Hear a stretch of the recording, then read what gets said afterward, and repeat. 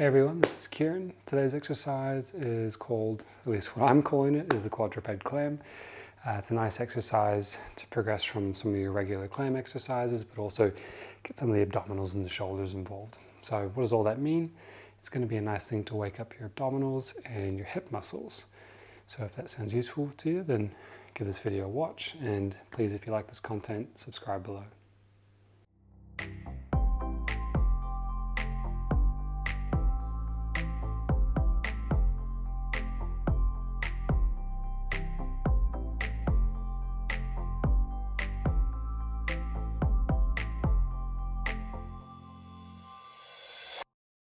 Cool. So this clam idea basically comes from a clam opening, right? It's a shellfish, opens up, closes. We see a lot of those exercises generally being prescribed for the hip and sideline. It's a low intensity exercise. For some, if they've got a lot of weakness, it might feel like a high intensity exercise. I'll link my version of it up here and you can play around with the variations. So if this feels too hard, you might go to that option. But when you're ready for progression, because we like to see progression of load, this is a nice version to get into. Now you can overload it a bit more with the ankle weight. I'll just give you a bit of a demo of what that looks like to start with. So I'm in this position and I'm just lifting my hip up to the side. From the angle here, you can see that movement. So let's talk a little bit about some of the aspects of it. This is eventually for most going to become a warm-up exercise. You might do it at the beginning of a gym session or at the beginning of any physical activity to warm up your abdominals and your hips a bit. It's not meant to be a primary exercise for the hip. That being said, you could overload it enough to create a hypertrophy response, so a real fatigue sense in the hip. Once you're getting past 30 reps or so, that benefit isn't really there. So try and load it up to keep it below 30 reps. Just kind of a tip. But for most, because there's a lot going on that you got to think about, I tend to get most to just set a timer for about 20-30 seconds, which tends to be long enough. And can you last that long while you're doing the movement?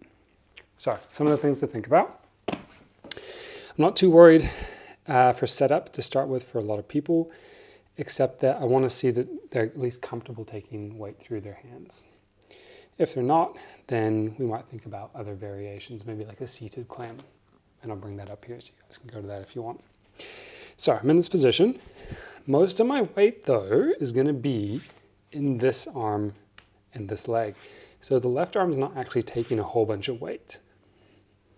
And I'm just going to lift and go as high as I can. Now this is my stop point. If I want to go higher, you see how I kind of have to tip over. People have different amounts of flexibility through their hip. For me, that's my flexibility limit right now. I want to avoid that tip point. It's not that the tipping is bad, but you're not then exercising the hip further, right? You're going into other things. So if you think there's benefit in doing that, by all means, give it a go. The other one is for the knee. So if I bend the knee more, now my leg is a bit lighter. If I straighten the knee more, now my leg is heavier. So these are ways that you can modify it.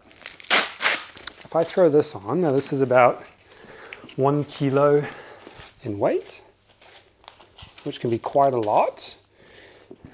If I'm in that position now and I go sideways, that weight's going to allow my muscle to really relax. And you can feel at the very top, I'm kind of straining a bit. And that's just my abdominal muscles bracing a bit more to help me get up top. Restricts my breathing, restricts airflow. From the side, again, going sideways like that. And for me, I'd cut that off at about 30 seconds.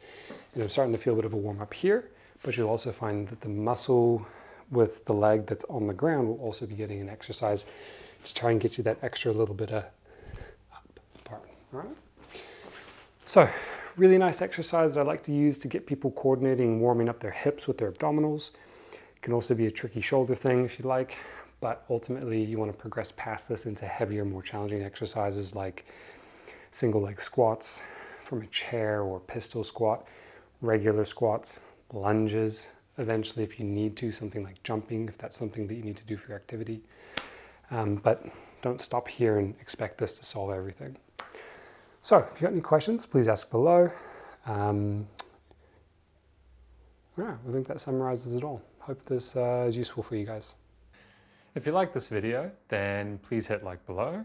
Otherwise, to check out more of our content in the future, you can subscribe to our channel by clicking our logo over here. And to check out our latest video, click up here.